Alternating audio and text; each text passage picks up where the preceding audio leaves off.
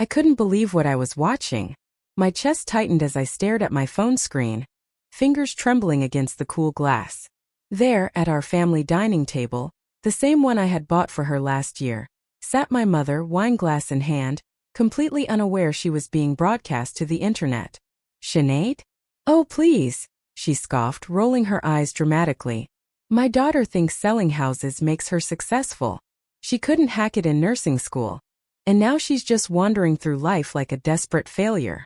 The words punched through me. An hour ago, my cousin Riley had sent me a text. You need to see this. I'm so sorry. She had attached a link to her latest live stream, part of her ongoing attempt to become a social media influencer. I had just checked into my hotel in Providence, fresh off a long day at a real estate conference.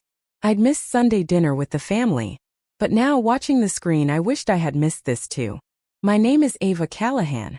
I'm 32 years old, and for the past 5 years, I've been quietly paying for my mother's medical bills.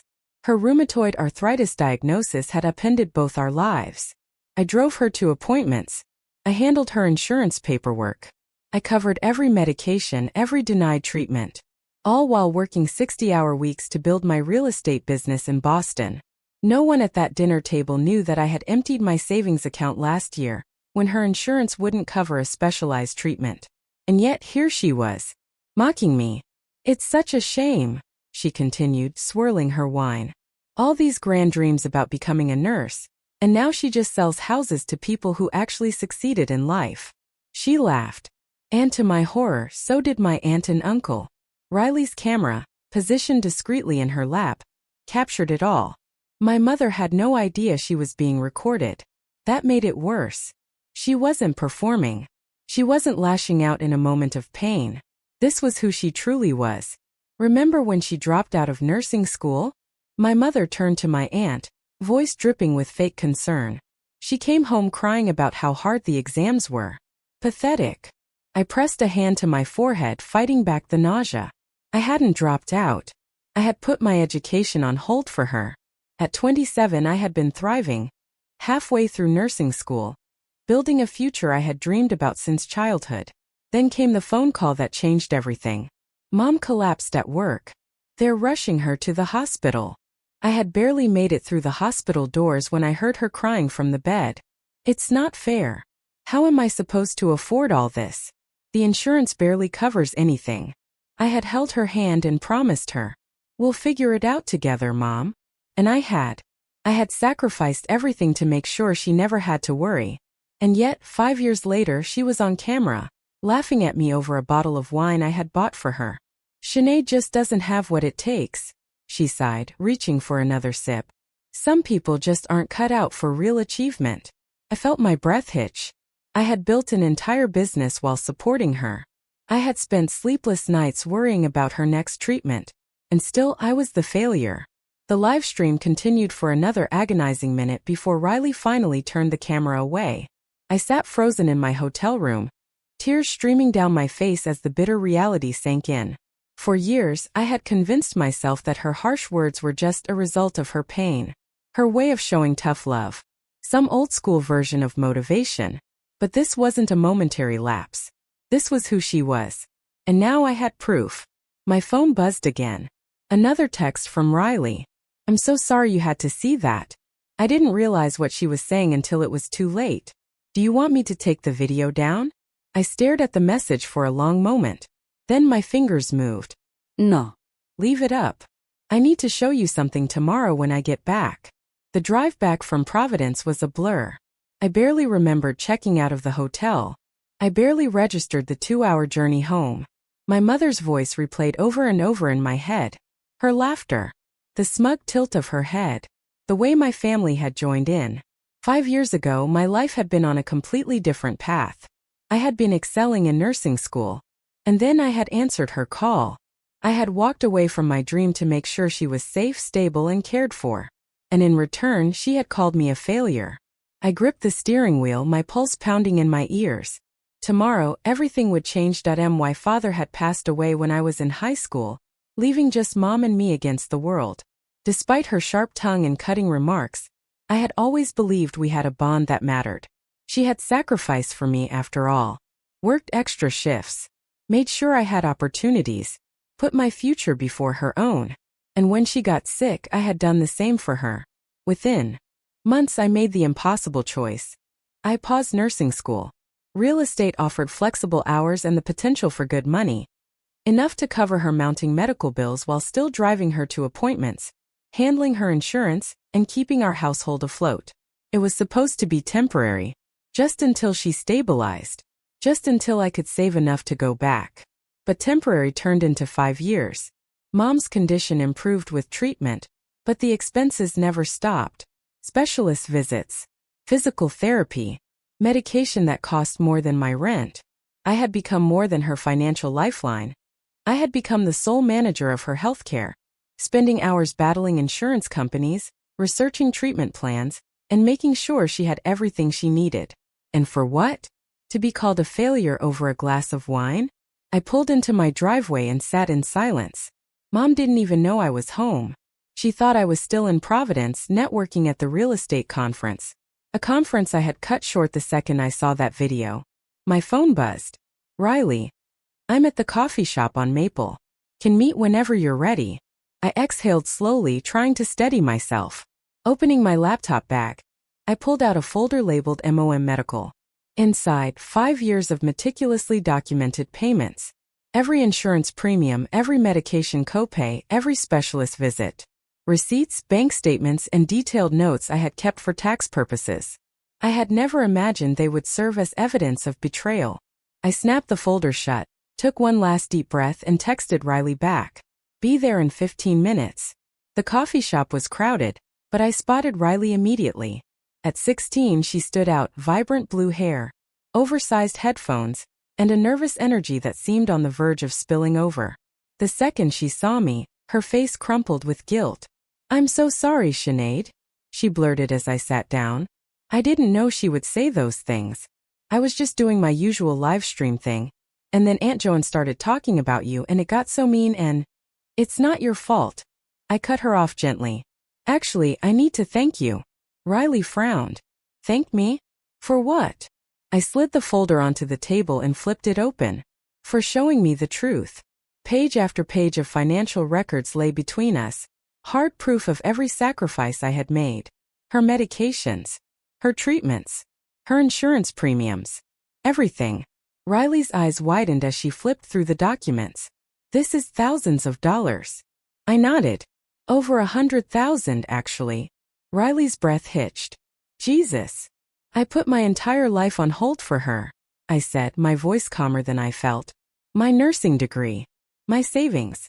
Even relationships. Everything I've done was for her.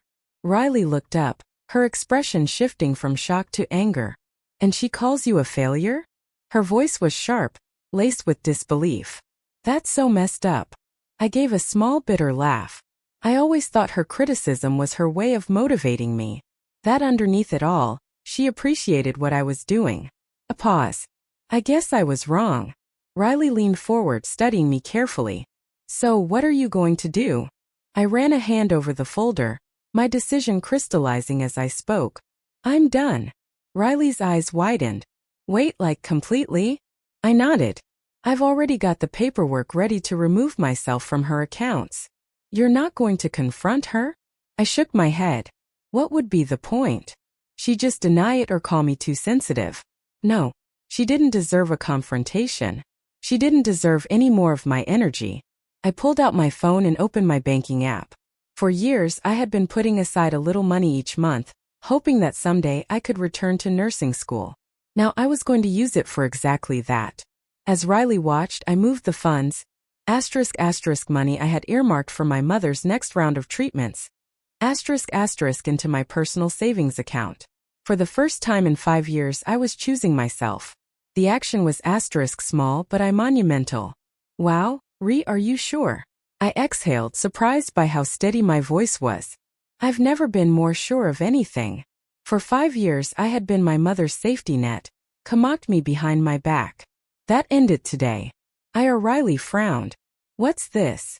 My nursing program acceptance letter. Her eyes widened. Wait, this is from months ago. I nodded. I was going to defer. Again. Because of mom's treatments. But I'm not deferring this time. I start in the fall. Riley reached across the table and squeezed my hand. I'll send you the full video, just in case you need it. As we parted ways, I felt something asterisk lift. For the first time in so long, I was choosing myself. And it announced clarity. Purpose. Peace. Day 3 of my new resolve. I sat at my dining room table, surrounded by stacks of paperwork. Emails. Bank statements. Insurance policies. For the first time in years, I was untangling myself from my mother's financial burdens. My phone rang. An insurance representative. You want to remove yourself as the guarantor on Joanne Sullivan's accounts? May I ask why? I took a slow, measured breath. Personal reasons. A pause. Ms. Sullivan, without your support, your mother's premium will increase substantially, and her coverage options may change. I didn't flinch. I understand. I let the silence sit for a beat before continuing.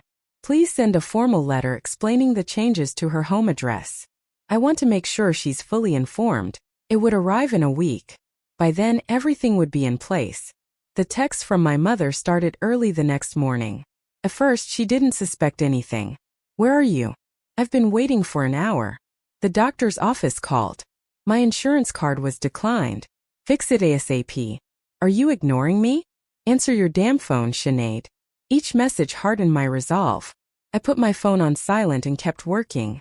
By evening, I had finished nearly everything. Now it was time for the final step. I opened my laptop and began composing an email. Subject: a change in responsibility. Dear family, after much consideration, I will no longer be managing my mother's medical care or financial support. For the past 5 years, I have covered all expenses related to her condition, totaling over $120,000. This has included insurance premiums, medication costs, specialist visits, and numerous treatments. I have made this decision for personal reasons, but I wanted you all to be informed, as my mother may require assistance moving forward. Attached is a detailed breakdown of the support I've provided over the years, should any of you wish to help. This was not a decision I made lightly. I hope you understand. Best regards, Sinead. I attached the spreadsheet, a meticulous record of every dollar spent. A moment later, a notification flashed on my phone. Riley had sent me the full livestream video. I downloaded it immediately, saving multiple copies to my computer, my cloud storage, and a USB drive. I didn't have specific plans for it, but something told me I might need it. Then the doorbell rang. I tensed, my pulse spiking. Through the peephole I saw her. My mother. Standing on my porch, face contorted with anger. I took a slow step back, my heart pounding. Sinead, I know you're in there. Open this door right now. I stayed silent, watching her shadow shift beneath the door. You've missed 3 of my calls. My medication refill was denied at the pharmacy. What are you doing? I took a deep breath, forcing my voice to remain calm, clear, and unwavering. I'm not doing this anymore, Mom. Silence. Then sharp frustration. What the hell does that mean? You'll be receiving a letter from the insurance company soon. I suggest you read it carefully. A pause. Then rage. Open this door, Sinead. Is this about money? After everything I've done for you? I almost laughed at the irony. I had given her everything, and she had mocked me for it.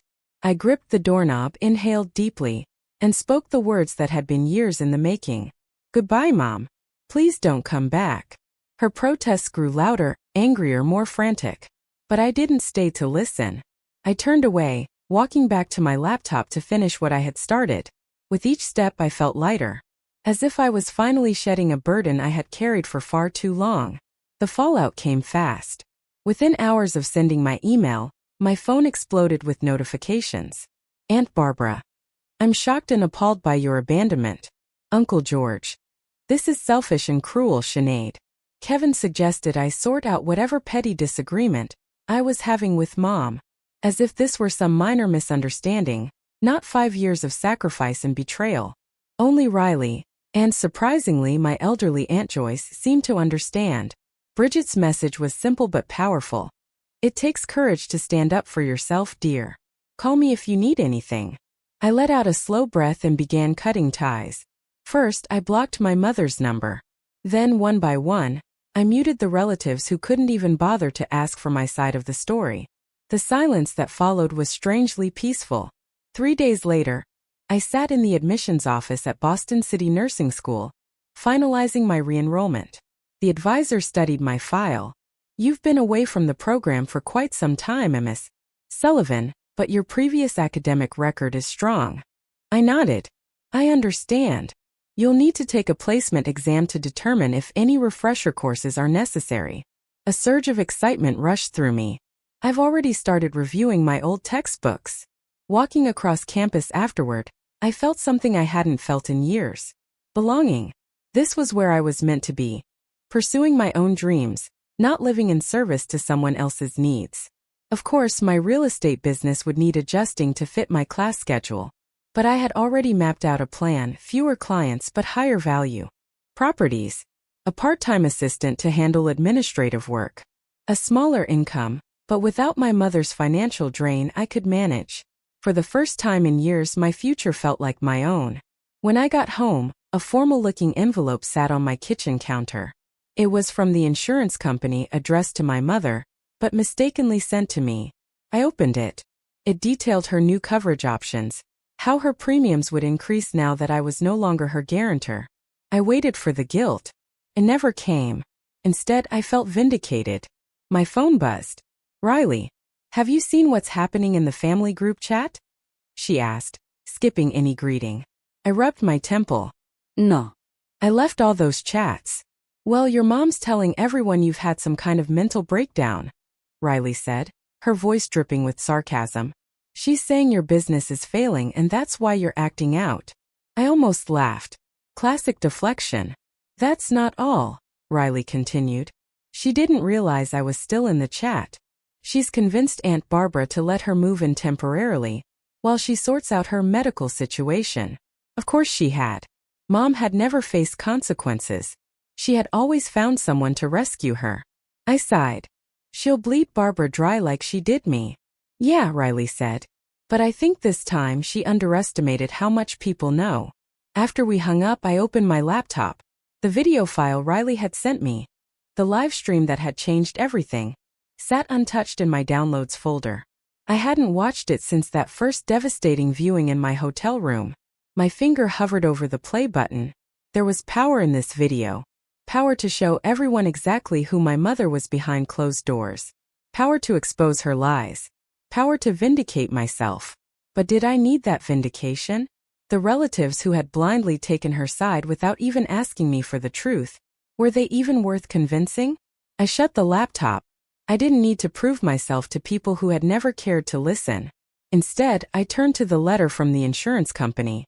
After a moment's consideration, I repackaged it in a new envelope, addressed it to my mother's actual residence, and added a short note. This was sent to my address by mistake. I suggest you read it carefully. No signature. No emotion. Just facts. As I slipped the envelope into the mailbox, I felt another weight lift off my shoulders. The consequences of her actions were now hers to bear, not mine. 2 weeks passed in relative calm. I threw myself into preparations for nursing school, studying between real estate showings and client meetings. Each practice test boosted my confidence. The placement exam was scheduled for Friday. I felt ready. Then came the ambush. I had just finished a showing of a 3-bedroom colonial in Brookline when I saw them, through my rearview mirror. Mom and Aunt Barbara, waiting beside my mother's car in the parking lot. My first instinct was to drive away, but they had already seen me. And I knew, this wasn't going to be a friendly chat. Running wouldn't change anything. It would only postpone the inevitable. I took a deep breath, squared my shoulders and stepped out of my car. "Sinead," my mother cooed, her voice dripping with artificial sweetness. "We need to talk." Up close I could see the strain on her face. Her unstyled hair, the shadows beneath her eyes. She leaned heavily on her cane, a prop she rarely used unless she wanted to emphasize her condition. I gripped my keys tightly. "I have nothing to say." Aunt Barbara stepped forward, her face set with quiet disapproval. "Your mother is struggling, Sinead. Her medication costs have tripled. She can't get appointments with her specialists anymore. Is this what you wanted?" I let out a slow breath. What I wanted, I said evenly, was basic respect and appreciation. What I wanted was recognition for 5 years of sacrifice. What I wanted was a mother who didn't call me a desperate failure behind my back. My mother's face paled. What are you talking about? I met her gaze steadily. I saw the video, Mom. A flicker of recognition flashed across her features, quickly replaced by defensive anger. You're twisting things out of context, she snapped. I was just venting a little frustration. Everyone does that. Aunt Barbara frowned. What video? Joanne, what is she talking about? I nearly laughed at the irony. Of course, my mother hadn't told her closest allies about the live stream, probably hoping I'd never find out. Show her the video if you want, I told my mother, my voice eerily calm. Or don't. It doesn't change anything. I've made my decision. Her tone shifted immediately, from defensive to pleading. Her voice broke. I'm your mother, Sinead. After everything I've done for you, how can you abandon me when I need you most? Something inside me snapped. Everything you've done for me? I repeated, my voice edged with disbelief. Let me tell you what I've done for you. I stepped forward. I put my entire life on hold. I spent over $100,000 on your care. I drove you to every appointment, managed every prescription, fought with insurance companies for you. And in return, you called me pathetic. You mocked my career, the career I built specifically to support you. My hands shook, but my voice remained steady. I sent proof to the entire family. Every payment, every appointment, every sacrifice. So don't stand here and act like I'm the villain in this story. Aunt Barbara was staring at my mother differently now, doubt creeping into her expression. Joanne, she said slowly, what exactly was in this video? My mother ignored her, turning her desperation back on me. I'm sorry if I hurt your feelings, she said, voice clipped. But this is an extreme overreaction. I'm facing serious health complications. I nodded. I'm aware. And I provided you with 5 years of continuous support. Now it's someone else's turn. I turned to Aunt Barbara. She's living with you now, right? Has she asked you for money yet? How many doctor's appointments have you driven her to? How many prescriptions have you picked up? Barbara's silence was answer enough. That's what I thought. I turned back toward my car. I wish you both well, but I won't be manipulated anymore. This isn't over. My mother's voice rose behind me. You can't just walk away from family. I paused, my hand resting on the car door. Then I turned back, my voice quiet but firm. You're right about one thing, Mom. Family doesn't walk away from family. But family also doesn't tear each other down. Family doesn't exploit each other. So maybe ask yourself, who really walked away first? I got into my car and drove off. Through the rearview mirror, I saw her gesturing wildly, clearly berating Aunt Barbara for something. Some things never change. But I had changed. And as I headed home to continue studying for my nursing exam, I realized something that nearly brought me to tears. I didn't feel guilty. I felt free. 3 months later, the past few months had been a blur of activity. I aced my nursing placement exam. I enrolled in the accelerated program for returning students. I restructured my real estate business, hiring Olivia, a bright, ambitious college student, as my part-time assistant. The transition wasn't seamless. There were late nights, scheduling conflicts, moments of self-doubt. But every small victory reaffirmed one truth. I had made the right choice. The weight I had carried for years was gone. For the first time in a long time, I woke up with purpose. My family situation had settled into an uneasy stalemate. After our confrontation in the parking lot, my mother's true colors had started to show, even to those who had defended her. Aunt Barbara reached out a week later. Over coffee, she admitted. I had no idea what you'd been dealing with. I took a sip of my latte. What did she tell you? Barbara sighed. That you were being difficult. Selfish. That you'd abandoned her. She looked down at her hands. I should have asked for your side of the story. I studied her face. There was no malice. No judgment. Just the quiet realization of someone seeing the truth for the first time. I surprised myself when I offered her a small smile. It's okay. And to my surprise, I meant it. Mom's always been good at controlling the narrative. The Boston Real Estate Association's annual awards ceremony had never been a priority for me. For years, I had been too buried in my mother's care to attend industry events, too busy managing her needs to celebrate my own accomplishments. But when my broker nominated me for the Resilience in Real Estate Award, recognizing agents who had overcome significant challenges while maintaining their business, I felt something I hadn't in a long time. Validation. "You're a shoo-in," Brian, my colleague, had said during our weekly office meeting. "You've closed more deals than anyone in the office while starting nursing school. If that's not resilience, I don't know what is." I didn't expect to win, but I was looking forward to the ceremony, a chance to acknowledge how far I had come both professionally and personally. The ballroom was stunning, all gold accents and soft candlelight, buzzing with the energy of Boston's top real estate professionals. I had treated myself to a dark blue dress, the first non-work-related splurge I had made in years. Felt good. Really good. With a glass of champagne in hand, I navigated the crowd, exchanging handshakes and catching up with colleagues I hadn't seen in ages.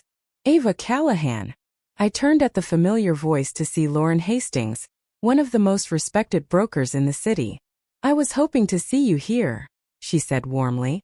"I've been hearing great things about your work in the Brookline market." We fell into easy conversation, discussing property trends, new developments, the shifts in the market. For the first time in years, I felt fully engaged. Not distracted. Not drowning under the weight of someone else's expectations. Just present. Then my phone vibrated in my clutch. I ignored it. Then it buzzed again. I excused myself and glanced at the screen. 5 missed calls from an unknown number. A single text message. "It's Riley. Using Uncle Tom's phone. Emergency. Call back ASAP." A cold knot formed in my stomach. I stepped into a quiet hallway and returned the call. "Riley? What's going on?" Her voice was tight, urgent. "I'm so sorry to bother you. I'm at the hospital with your mom. She fell. They think it's a reaction to her new medication." I closed my eyes, waiting for the familiar wave of guilt, obligation, panic. It came. But this time it was different. Manageable. Not all-consuming. "Is she stable?" I asked. "Yes, but they're keeping her overnight for observation." I didn't want to call, but Uncle Tom insisted. There was a shuffle, then a new voice. "Sinead. Patrick, my uncle. Look, I know things have been difficult," he said carefully, "but your mother needs you. The doctors have questions about her medical history that we can't answer." Across the ballroom, I saw the ceremony attendees filtering into the main hall. The awards presentation was about to begin. I inhaled deeply, grounding myself in the moment. Then I made my decision. "I understand," I said, "but I'm at an important work event right now. I'll come by the hospital afterward." A pause. Then Patrick's voice tightened. "This is your mother we're talking about. Surely whatever party you're at can wait." The old me would have dropped everything, would have apologized and rushed to the hospital, because my needs had always come second. But I wasn't that person anymore. "I'll be there in about 2 hours, I said firmly. "Please tell the doctors I'll answer any questions then." A long silence. "Fine," Patrick muttered. I softened because despite everything I was grateful. "And Patrick." "Yeah. Thank you for being there for her." I ended the call, exhaled, and turned back toward the ballroom. As I passed a decorative mirror, I caught my reflection. Shoulders back. Head high. Eyes clear. For the first time in years I recognized myself. And the winner of the Resilience in Real Estate Award goes to Ava Callahan. The room erupted in applause. I sat frozen for a second, blinking in disbelief. Brian nudged me with his elbow, grinning. "Told you." As I stood and made my way to the stage, the weight of everything I had overcome settled on me. The late nights, the sacrifices, the moments of doubt, the battles I had fought behind closed doors. And yet here I was. Not just surviving, thriving. The crystal trophy felt substantial in my hands as I approached the microphone. I looked out at the audience, colleagues, mentors, competitors, all applauding. The validation was overwhelming. I took a breath. "Thank you," I began, my voice steady. And for the first time in a long, long time I meant it. I took a deep breath and stepped up to the microphone. the weight of the moment settling over me. This means more to me than I can express. I scanned the room, colleagues, mentors, competitors, all watching, waiting. The past few years have been some of the most challenging of my life. Balancing a demanding career with personal responsibilities, there were days when I wasn't sure I could keep going. I paused, the memories pressing in. The sleepless nights spent researching treatment options. The early mornings rushing to property showings after barely closing my eyes. The constant weight of responsibility, of never being able to take a breath without worrying about someone else's needs. But real estate isn't just about selling homes, I continued. It's about resilience. It's about adapting when markets change, finding solutions when the path forward isn't clear.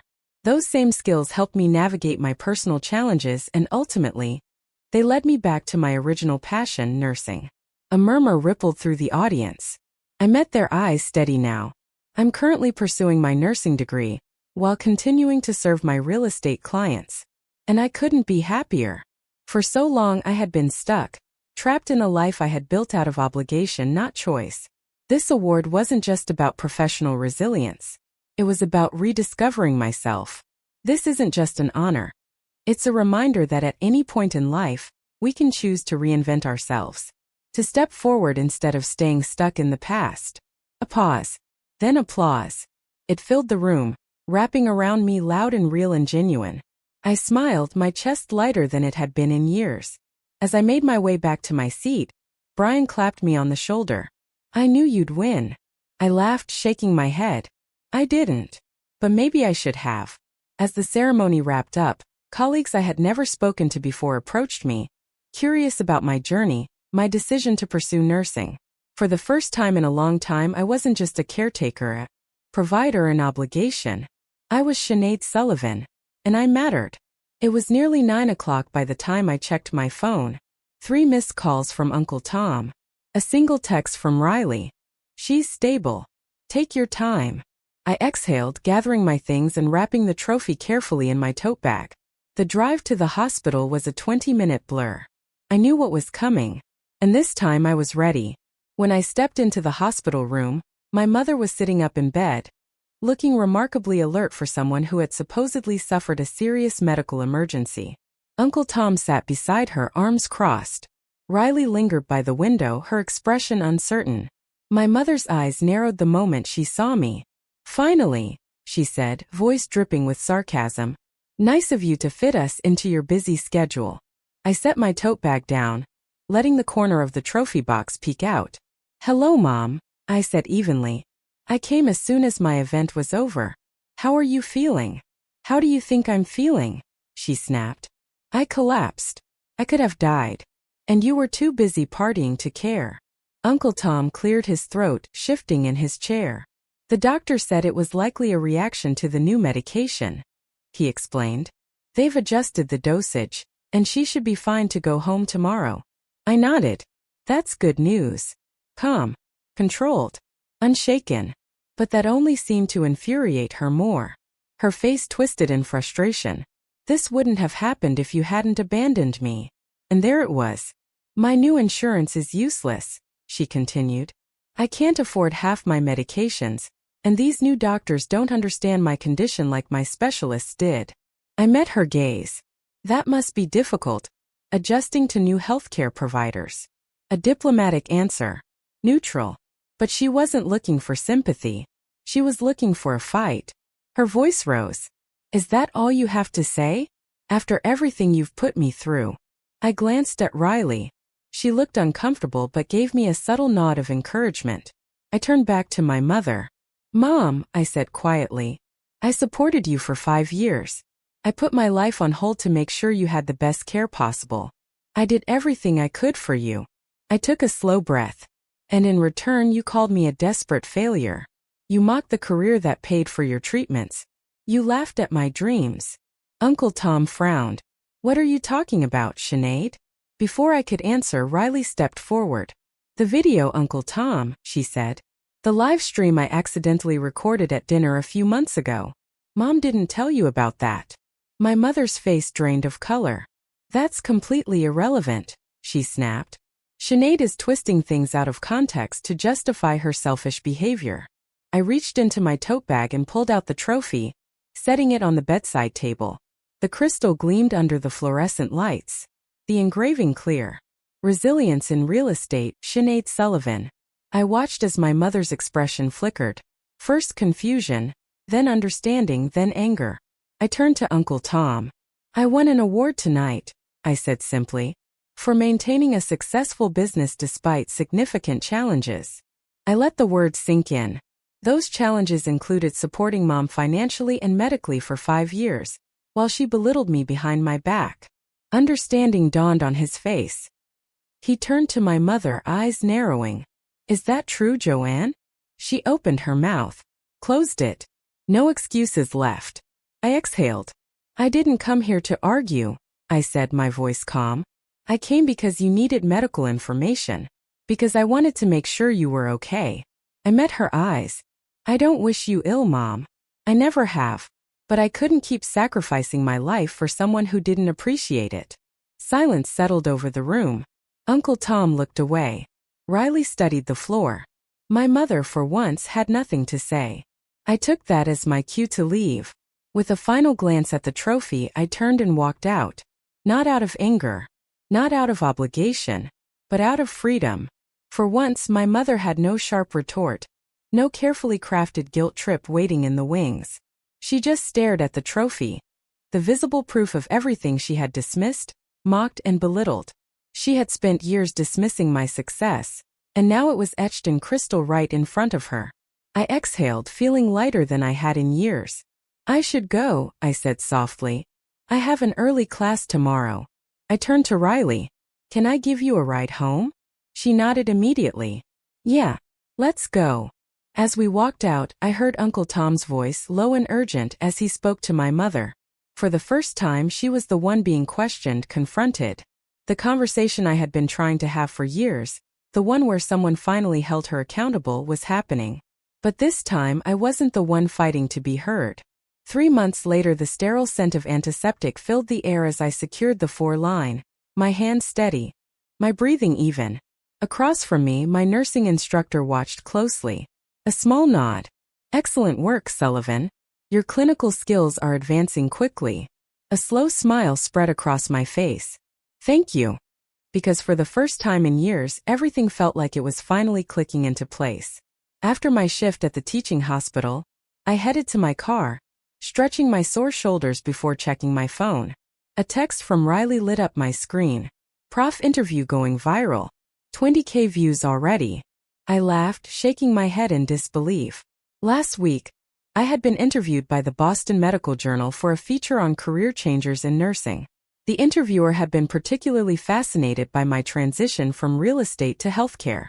Both fields require attention to detail, strong communication, and guiding people through major life transitions, I had explained. And both taught me the importance of boundaries, something every healthcare professional needs. I had meant those words. Every syllable. The ability to set boundaries had changed my life. As I pulled out of the parking lot, my phone rang through the car's Bluetooth. Unknown number. I hesitated, then answered. Hello. A brief silence. Then, Sinead? It's Patrick. I tensed slightly. Is everything okay? Yes, everything's fine. He hesitated. I saw your interview. I blinked, caught off guard. It was quite inspiring, he added. Thank you, I said, genuinely touched. A pause. Then in a quieter voice, your mother saw it too. I held my breath, waiting, bracing, for the criticism, the dismissal. She didn't say much, Patrick continued carefully, but I think seeing you in that nursing uniform finally made things real for her. That you're really doing it. That you became a nurse, just like you always wanted. Something in my chest shifted. Not relief, not hope, but something. I pulled into my driveway and let the car idle, my fingers gripping the steering wheel as I processed his words. Then, I'm proud of you, Sinead, Patrick said softly. And I'm sorry I didn't see what was happening sooner. Unexpected tears welled in my eyes. I swallowed hard. Thank you, Patrick. And for the first time in my life I realized I meant it. After we hung up, I sat in my car for a long moment, staring at my house. Inside, my nursing textbooks were stacked neatly on the coffee table. The trophy from my real estate award sat on the mantel, not as a relic of the past, but as proof that I could rebuild, reinvent, and thrive. My mother and I still weren't speaking, but that was okay. I had finally stopped looking for validation from someone incapable of giving it. I had found it instead in myself, in my patients who thanked me for my care, in my peers who recognized my resilience, in every step forward that I had fought for, earned, and claimed as my own. As I stepped inside, my phone buzzed again. A text from Riley. "You free later? Let's catch up." I smiled, tossing my keys onto the counter. Tonight I'd study for next week's exam. Maybe call Riley. Tomorrow I had 2 property showings between classes. My life was full, purposeful, entirely my own. And as I curled up with my textbooks, a cup of tea warming my hands, I realized this was the greatest victory of all.